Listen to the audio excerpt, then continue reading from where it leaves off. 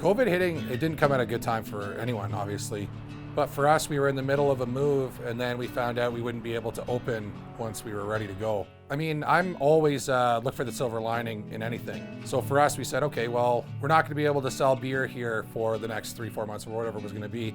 Why don't we take our staff, and instead of laying everybody off, our staff is going to finish building their front of house. And instead of doing nothing with them after the front of house, when we pivoted to sanitizer, we rededicated their efforts towards that. So for me as a business owner, I want to bring somebody in and I want them to feel like they can spend their whole career working here if they wanted to. We're all very passionate from the entire process. It is really just a large family. What's limiting us is you work hard, you're going all week, and it would be nice to be able to go over to someone's house to have a barbecue, but you can't do that because we're in lockdown. So those types of things, it's questionable, and it really impacts the way that we do things on a social level. On a work level, we're all above board and ensuring family first, and what that means is family first. That comes with safety, that comes with those types of parameters. So the big thing for us is we've spread our operation out a little bit. In the past, our packaging line has been people kind of working on top of each other, but we've bought some equipment intentionally to put a greater distance between all of our employees. So our biggest goal is just to make sure that people are safe. We have masks, everyone wears their masks when they're indoors, especially if they're gonna be in proximity. A wash and hand sanitizer, because we make it. People sanitize regularly, common surfaces, like the standard procedures like that as well. But our biggest changes have come in the back of house, where we've implemented mostly social distancing measures to ensure that people stay safe. We've always had a good amount of sanitizer. I'm surprised there's not some sitting on the desk right now because it's always around. Pure North Medical was something that we stood up in reaction to the government's call for industries to retool who can, and for people with the expertise to make PPE. We pivoted and were able to stand up a fully operational distillery in 6 weeks, licensed and ready to go. And to my knowledge, that's never been done before in Canada, and we were able to do that here in North Bay. So I don't know, I beat that drum a lot because it really just shows what people can do when government and business have a common goal. It's one of those things that I never thought that I would be in the business of selling hand sanitizer, but we're going to be in the hand sanitizer business for as long as the market needs us to be there. Because you know what, even if COVID goes away, this pandemic has taught us one thing: we need a domestic capacity to take care of ourselves in case of something like this coming again.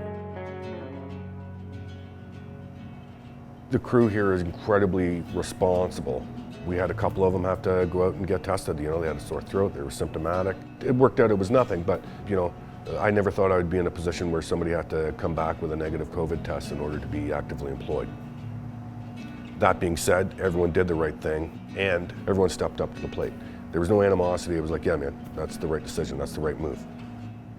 It's all about looking after your people. They put in the day until the day is done. They work hard every single day to make sure that we get the best quality product off the line. And I just kind of see it as my job as the head of the company to make sure, well, if they're going to do that for me, I got to make sure that I can keep giving them stuff to work towards, keep filling their plates, And you know what? We were very successful. We have had to lay off some staff, mostly front of house workers, because we don't have our tavern open right now. But we were able to retain some of those front of house staff to do production capacity. And then we've actually had to hire out new staff. So I think we're up 3 production staff in the last year. So even in a time of pandemic where things are overwhelming, the economy's not doing well, we've been able to grow our production and actually increase our back of house labor force. So it's been a pretty interesting time. A large portion of our business, there's really only a few ways to sell alcohol in Ontario.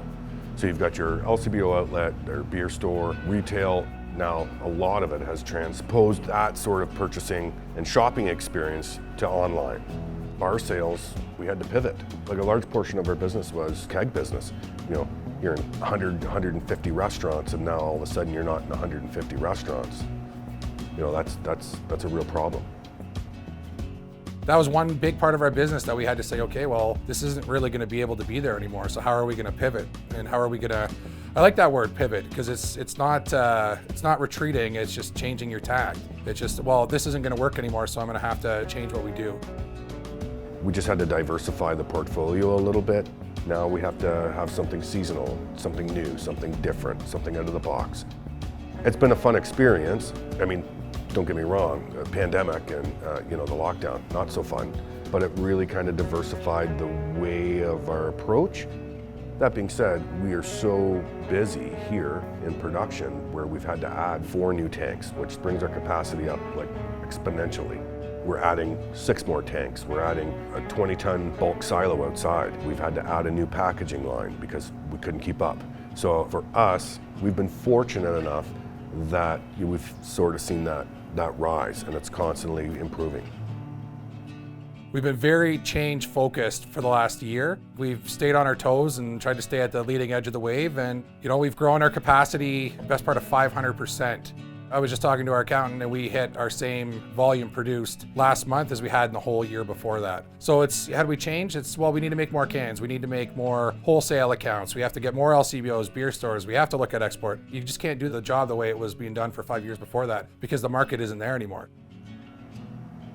The online purchase and orders and the way that people are doing their shopping experience now has totally changed. Where we had a decent online sort of presence, and now it's just skyrocketed through the roof. We would rather have people in the seats. You know what I mean? We'd rather have people in-house. That is the whole experience. When you go to a craft brewery, you want to hear from the server that are educated. You want to maybe talk to the brewers. You want to talk to the team. We're really passionate about what we do. And without, I guess, the sharing aspect of being able to offer that to a consumer has dramatically changed in the way that we can approach our customers. Hopefully we get back to it. There's so many great restaurants in the city and bars and taverns and all that good stuff that is really the meeting place where everybody comes together that we really want to get back to supplying. Normally that's about 30% of our business, and so 30% is gone, and then the rest is food. Indoor dining is gone. That's our business, bar and grill, and so we miss that aspect of the business. Now we just rely on takeout, and a lot of people don't think of full-service restaurants such as ourselves as doing takeout, so it hurts. With New Ontario, they've brought things just for the morale for the staff. We support when they were able to have their trivia night, we would donate prizes. We use their sanitizer in our restaurant, things like that. We wanted a local craft brewery to be on tap here. It's supporting local, it's supporting someone else in our community. It's just good for everybody. We like those community partnerships. You get to help a good cause and you get to grow your brand awareness. When you can have that symbiosis where we're doing something good, we're benefiting from it, but everybody is benefiting. If you can have a win-win-win, that's ultimately what any company should be going for in everything. When you're just out for money, that's your only goal. The stakeholders, which are the people who live around you, your employees, the families of your employees, if you're not considering them when you're running your business, you're leaving out a big part of your equation. Because if you don't owe something to your community, what does your community owe to you? If you don't owe something to your employees, what do your employees owe to you? And I say it's nothing. So when we look at problems, we always look at it from that perspective. How can we make sure that our community is taken care of? How can we make sure our employees are taken care of? And how can we make sure we're profitable? Because without that third thing, the other two can't happen. Ontario Craft Brewery is community. That's why we're here. We're in your community. We live here. We work here. And by having people part of that community, and now, after pandemic, I mean, you guys have been here all day. How many people do you see come through the door? There's a light at the end of the tunnel. Like hopefully we have some summer, and enjoy some patio.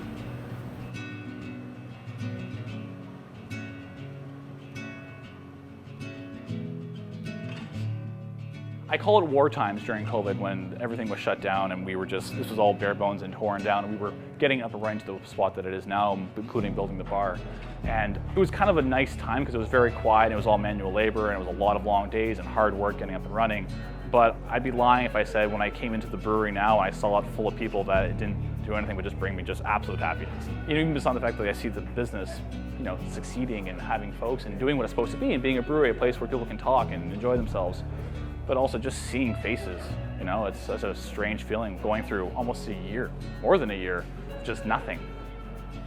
It was the most terrifying time of my life because I bought into a company and then COVID hit and we lost 90% of all of our sales because our sales channels at that time were mostly licensees and other restaurants that were also just struggling so much during this time. And so it was a hard pivot, and we all worked together to find ways of staying afloat and keeping this business alive and keeping the dream alive. The biggest lessons learned I had is to go to the experts and make sure that you get the help that you need. If there's money out there from the government, if you can't find it yourself, to seek out those people like Ion, like Nico, like the Business Center, or a consulting company, and go to them and tap into their knowledge base because you won't know everything. The restrictions the government is placing on us also puts dramatic pressure on the economy, puts a ton of pressure, especially on the smaller businesses. And if you don't know about these things that are available, they won't get spent. The money has been taken out of the economy. It's been forecast. Go get it. Keep your business afloat. It's your job as a business owner to make sure that you're open next week, next month, next year, 5 years from now. The bars and restaurants in the city that we've been serving for years, at the end of this, as we start to look at reopening the economy, we have to find a way to ensure that these places that since man first, got together, the meal has been something that has brought us all together forever. Think of anyone's favorite time of year, Thanksgiving, Christmas, Easter, whatever it is. It's their favorite type of year because you get to come together with your family or with a group. This is something that has been hurt, and I think there's been cultural damage done because of this that we're going to have to try and rectify. It's not going to be cheap, but there's tens of thousands of people in Ontario that have put everything they own into making a place where you can feel that way with your friends, and they're going to need support coming out of this because they've been asked to give up the most. So I just want to make sure that when we do move forward out of this, when we try and build our way forward, that we make sure that those people are taken care of. Because without that, we're going to miss a big part of our culture.